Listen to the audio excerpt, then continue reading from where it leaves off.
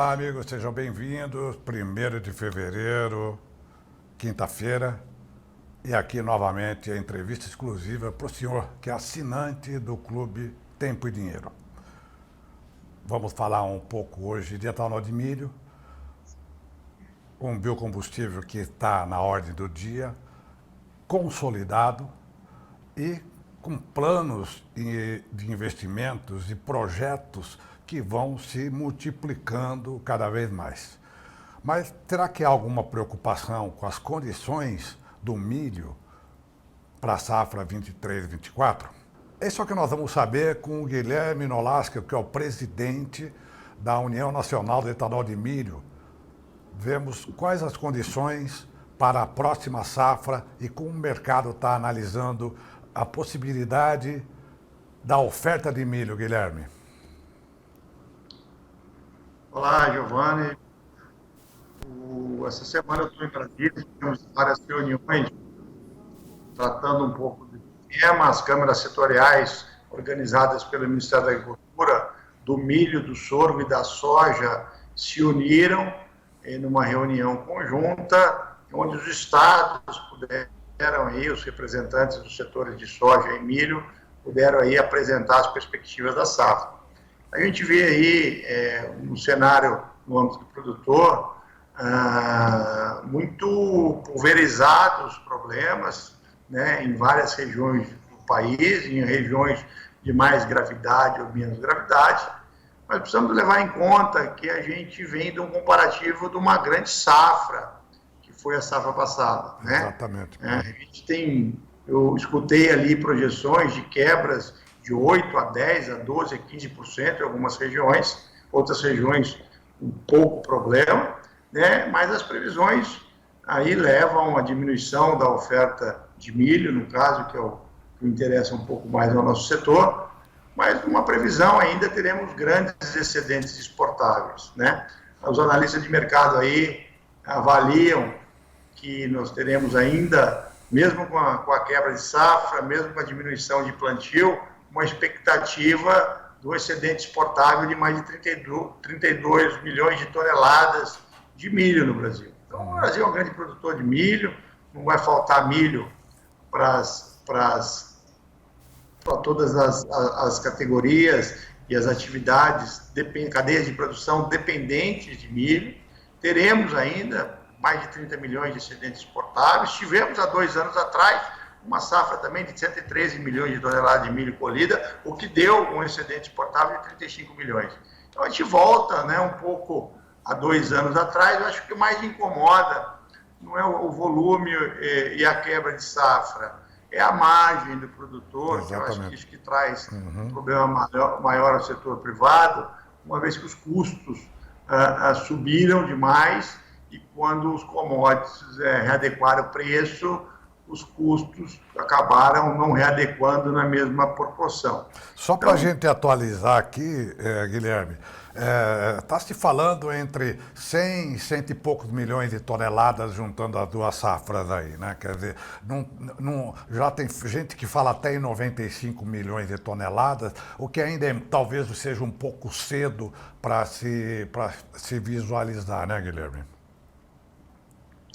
Não, é muito precoce, porque, né, nós estamos na janela de plantio ainda do milho de segunda safra, que é a grande produção, né, as chuvas se regularizaram, é lógico que já tem uma expectativa em função do replantio da soja, do atraso da safra de soja, já é mensurável que nós teremos uma janela mais encurtada de plantio da segunda safra, mas mesmo assim, né, eu não acredito em problema de abastecimento. Eu acredito nessa safra de 110, 112, mas é muito cedo para a gente apostar nisso, tem que mensurar dia a dia essa janela de plantio, mas o Brasil não vai sair da condição de exportador de milho. Exatamente. E Guilherme, claro. Além disso, também a gente conta, não só o fato da janela, a gente conta também com algumas notícias de grandes empresas que vão diminuir a área, mas ainda assim, ainda é precoce. Você falou agora há pouco, Guilherme, e eu lembrei que eu, conversando com você no meio do segundo semestre do ano passado, nós conversamos pelo WhatsApp, falando daquela boa safra que foi o ciclo de inverno de 2023. Pois bem. E você me disse, aliás, não só você, como também o Ariovaldo Zani, que é do Sind Rações, todos eles, vocês e outros, mostrando que o mercado estava se abastecendo bastante, visando, aproveitando essa janela de oportunidade naquele período então. O mercado de etanol, ele costuma carregar estoques mais ou menos por quanto tempo, o etanol de milho, carregar estoques de matéria-prima, Guilherme? Não, geralmente uma grande estratégia do mercado, do setor de etanol, é estar comprado, tá? Uhum. 30%, 40% no mínimo, pelo menos antes do início da safra. Né? O que acontece, porque esse setor não é um setor especulativo, ele tem que trabalhar com estoque, né, de passagem considerável, ele traz ao produtor as possibilidades de travamento de preços antecipados, previsibilidade de compra. Talvez nessa safra não esteja tão comprado, porque os preços levaram o produtor a segurar um pouco na expectativa de uma melhora de preço e numa incerteza do tamanho da janela de plantio da segunda safra, a se comprometer com tantos contratos antecipados. Mas o setor está na rua, está pronto para comprar, sempre essa é uma estratégia desse setor. Agora depende muito um pouco do cenário, né, entre custos e receita e preço futuro do milho para o produtor tomar essa decisão. Eu acredito, né, mas o setor tem muito estoque, está comprado, está posicionado, tem um estoque de passagem da safra passada, mas vai continuar no mercado. Uhum. É isso que é o bacana da indústria de etanol de milho. Não é o volume que ela compra no mercado, é a forma que ela se relaciona com o mercado, trazendo oportunidade de estar comprando milho antecipado durante a safra e estocado pós-safra. Isso traz ao mercado uma nova cultura e uma garantia ao produtor do nivelamento maior de preços ao longo do período. Ô, Guilherme, você, não sei se tem alguma previsão da UNEM mais recente, mas dias atrás a previsão era de 6 bilhões e meio de litros para 23, 24 de etanol de milho. É isso mesmo, Guilherme? A gente deve fechar essa safra, que fecha agora em março, em 6,2. Nós tínhamos reajustado a nossa previsão para em torno de 6. 6,2. Né? Fechar em 6,2, né? Eu acho uma safra, um crescimento de uma safra de 4,3, passado, um crescimento aí bem expressivo de mais de 30%, né? E para a próxima safra nós não estamos nem querendo fazer muita perspectiva, vamos olhar para o preço do milho, o preço do etanol está muito barato, né? Abaixo do custo de produção, então ao mesmo tempo que o produtor está sofrendo, que eu acho que o resultado dessa dificuldade de quebra de safra pode ser ao longo prazo, uma valorização, uma recuperação de preço, só que nós precisamos também que o combustível reaja, né? Nós temos paridades aí de 50% em algumas regiões do país, né? Onde era que não tem justificativa de não se consumir etanol, tanto pelas qualidades, né, sustentáveis de um biocombustível, de uma energia verde, quanto em preço. E ainda a gente está num processo de recuperação de participação de mercado, de preços baixos. Então, acho que nós vivemos num momento aí que a cadeia como um todo precisa se ajustar. Né? Para o produtor de milho ser mais valorizado na sua mercadoria, nós precisamos também que tenha preço de etanol. Né? Então, nós passamos num momento aí de preços baixíssimos e onde toda a cadeia aí sofre com esse movimento de mercado. Ô, Guilherme, 6,2 bilhões de litros equivale a mais ou menos quantos milhões de toneladas de etanol, de milho, por favor? 14 milhões de toneladas de milho. 14 milhões. Uma provocação, Guilherme. Muitos no mercado ainda não acreditam que o setor de etanol de milho esteja precificando o milho no Brasil, né? Dizem que vai chegar o setor de etanol de milho a precificar o milho no mercado interno quando chegar aí talvez a 7, a 8 ou até 11 bilhões de litros. Vocês acreditam mais ou menos nessa proporção de crescimento que possa influir no preço do mercado interno do milho, ainda muito preso ao mercado externo, Guilherme? Eu não acredito nisso, Giovanni. O mercado do milho é um mercado de Chicago, é uma commodity. A gente, do mesmo jeito que a gente tem uma projeção de crescimento da produção de etanol de milho, existe uma projeção de crescimento da produção de milho, né? Vou dar um dado para você. Em 2017, quando se inaugura a primeira grande operação dedicada a etanol de milho em Mato Grosso, apenas 40% da área de plantio de soja tinha milho, né? E hoje você tem, né, da última safra, você teve mais de 60%, 62% da área de soja teve milho.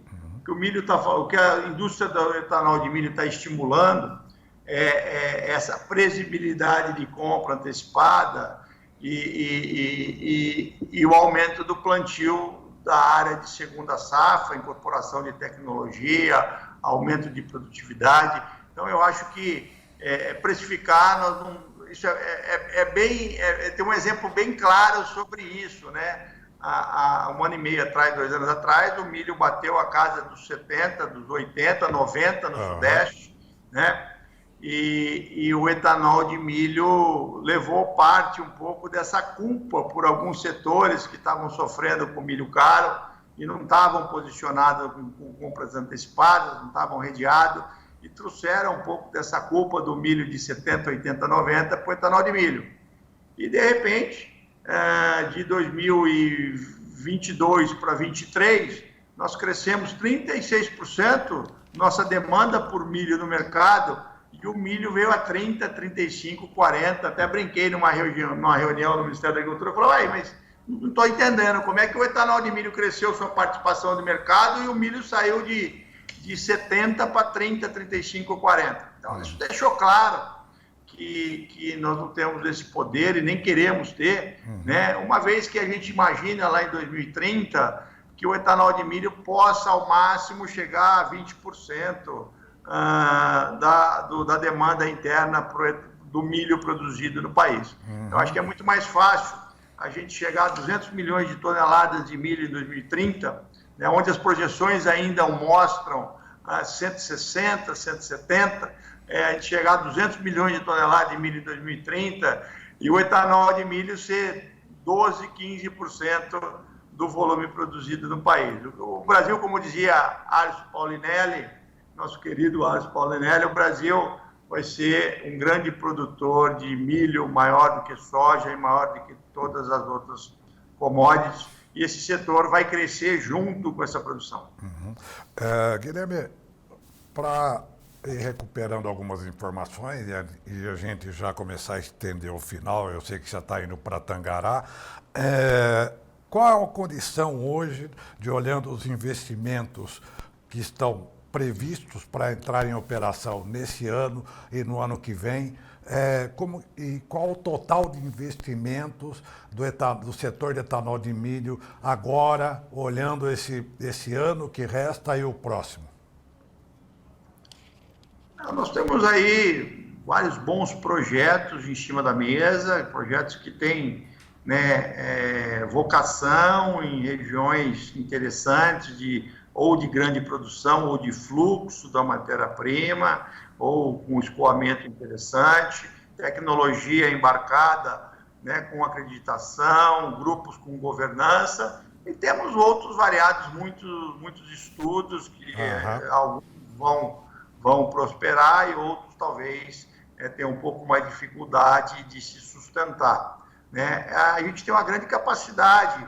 Ontem falava com o ministro Alexandre Silveira, nós temos uma grande capacidade de, em 6, 7, 8 anos, dobrar a produção de etanol de milho no Brasil, colocar mais 15, 20 bilhões de reais nesse setor, né? Eliminar a dependência do país na importação de gasolina. O Brasil importa aí mais de 7 milhões de metros cúbicos de gasolina, porque não tem capacidade de refil. A gente pode substituir isso por essa matriz limpa. Agora, a gente precisa ter condições, né? Segurança jurídica para isso, ter uma reforma tributária, temos muita dúvida ainda na mesa. O fim dos incentivos fiscais traz algum ponto de atenção, uma vez que a região de produção está distante do centro de consumo e diminuição de ICMS na operação interestadual traz ao setor a possibilidade de minimizar o impacto do custo logístico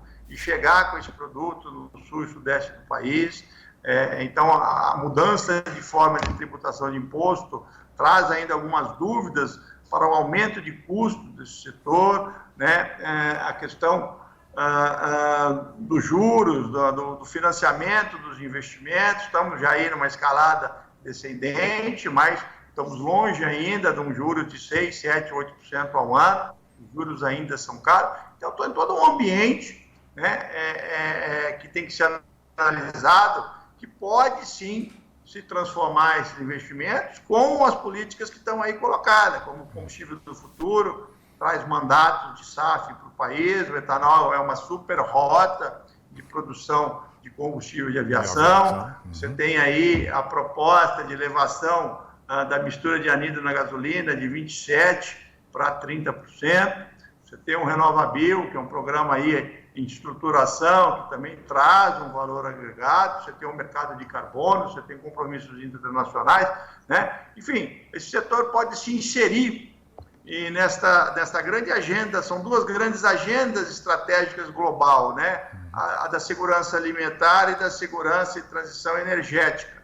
Esse setor está no centro desses dois grandes temas, onde o Brasil tem uma grande responsabilidade. Então, a gente tem, sim, potencial para dobrar essa produção em curto espaço de tempo, mas temos que ter responsabilidade para não produzir mais do que o mercado comporta, a preços que não tragam uma boa rentabilidade ao setor. Então, tudo isso, né, com muita responsabilidade, a gente está aí analisando o presente e o futuro para que a gente continue crescendo de forma sustentável. Guilherme, independente dessa situação do etanol que não está remunerando bem, os projetos que já estão consolidados para entrar em operação em 2024 não tem como ser paralisados. Então, a expectativa é de 2024 terminar com quantas biorefinarias de etanol de milho operando, Guilherme? Nós deveremos crescer aí mais 1 bi 200 para 2024, com aquilo que tem aí. Em número de refinarias? Nós deveremos ter mais uma refinaria em 2024, porque acabamos de inaugurar uma refinaria no Mato Grosso do Sul, lá em Maracaju, uma grande operação. Esta operação tem condições de entrar na duplicação da sua segunda fase. E temos mais uma outra biorefinaria em Mato Grosso do Sul, também em Sidrolândia, para inaugurar em 2024, final de 2024, ou primeiro semestre de 2025, na safra 24-25, e algumas ampliações de capacidade já instalada. O que nós temos para 2024, na verdade, são muitos inícios de projetos que estão em cima da mesa, já licenciados, com funding já colocado, que são cenários para entrar em operação no final de 25 e início de 26. Então, 2024 vai ser um crescimento muito mais vegetativo por esta grande operação que se iniciou agora em janeiro e por mais uma indústria que deve entrar em operação e as ampliações de capacidade instaladas do parque industrial aí já consolidado. Perfeito. Guilherme, para concluir, eu me lembro também que você, há um tempo atrás, me comentou que vocês eram produtores de DDG e, por um acaso, produziam etanol. E agora? Vocês continuam produtores de DDG e, por um acaso, produzem etanol ou voltou às origens? Produzem etanol e, por um acaso, produzem DDG também? Vai ver que eu estava olhando para o futuro quando eu te falei isso, né? Porque realmente é o que está acontecendo.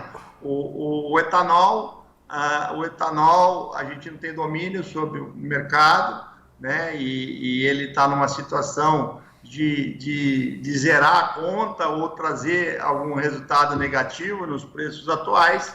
E o que mantém o setor em pé é o DDG, né? O DDG, mesmo com preços, né, que retraíram em função do mercado pecuário, em função do farelo de soja, em função do preço do milho, né? A precificação do DDG está extremamente ligada ao commodity, né? Mas é ele que está deixando, que viabiliza a operação, né? E esse setor, nós estamos aí com a agenda internacional aberta. Para você ter uma ideia, em 2022 nós exportamos 274 mil toneladas de DDGS.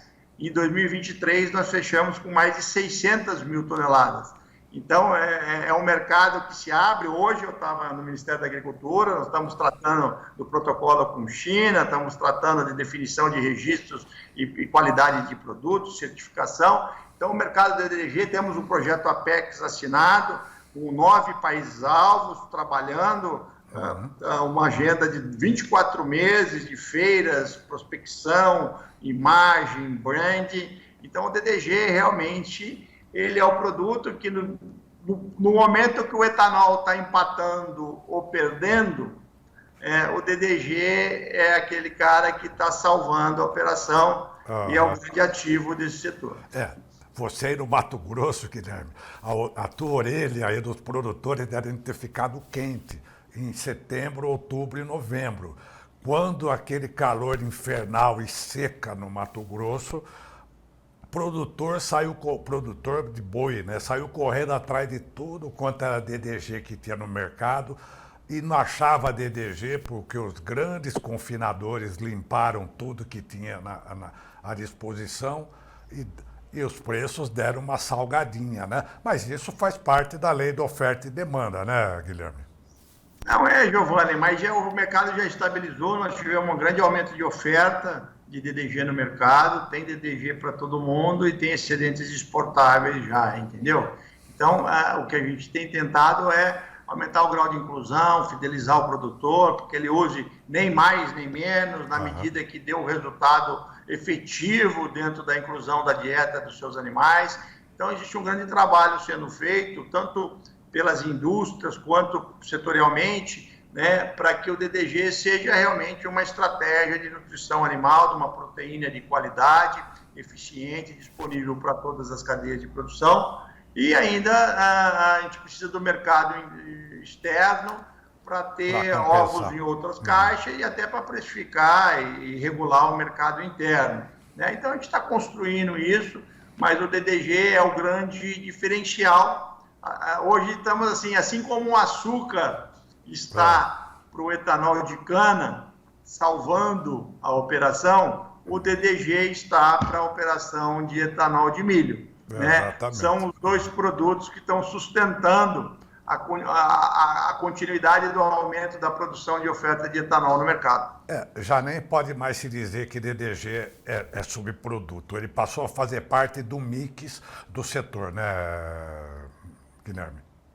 Não, viu, Giovanni, tem duas coisas que ofende. A gente falar que a safra, ofende o produtor, você falar que a safra, segunda safra é safrinha, né? Isso, a safrinha virou uma safra, segunda safra, e falar que o DDG é subproduto. Exatamente. O DDG é um produto da cadeia de produção do etanol de milho, no pior das hipóteses, nós tratamos ele como um coproduto do processo, Exatamente. mas é um produto que está na estratégia, não é à toa que nós temos uma agenda internacional, junto com a PEC, junto com o governo, para promover esse produto mundo afora. Então, é um grande produto e ele não fica em segundo plano na nossa agenda de trabalho. Como eu disse, passei a manhã inteira no Ministério da Agricultura, a gente tratando de DDG, de mercados futuros, de protocolos sanitários, de certificação, de qualidade. Então, é uma agenda muito forte da UNEM e muito interessante para o setor como um todo. Até porque também o etanol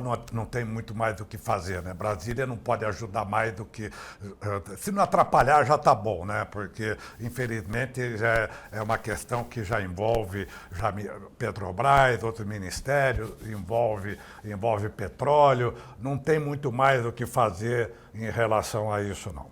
Guilherme, foi um prazer tê-lo aqui conosco, obrigado pela sua participação aqui, né? Volte sempre, vamos acompanhar esse processo e vai nos informando sempre que tiver novidades aí, tá bom? Obrigado, Giovana, prazer estar com você também. Estamos aqui sempre dispostos e à disposição para trazer aí com muita transparência, com muita verdade, né, os momentos bons e desafiadores quando vivemos, tá bom? Agradeço, um grande abraço para vocês Um abraço, todos boa aí. tarde para você aí, até mais. Guilherme Nolasco, presidente da UNE, a União Nacional do Etanol de Milho, né? E ele taxativamente dizendo, não vai faltar milho para o etanol, né? Mesmo que com o etanol não remunerando bem hoje o produtor. Mas não vai faltar milho, vai haver ainda um excedente exportador, né? Outra coisa que ele falou também sobre a participação do DDG, né? Cada vez mais importante para as empresas do setor, até para compensar o etanol. E assim a gente conclui a nossa participação para o senhor assinante de Tempo e Dinheiro. Amanhã nós estamos de volta.